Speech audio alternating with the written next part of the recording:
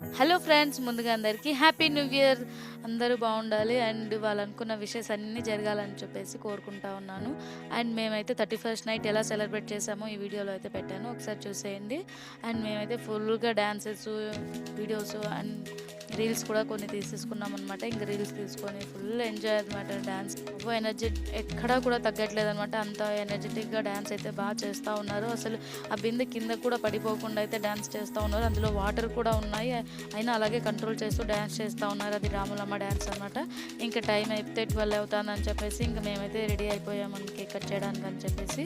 ఇంకా పవర్ తీసేసి మరి కేక్ అయితే కట్ చేస్తూ ఉన్నాము.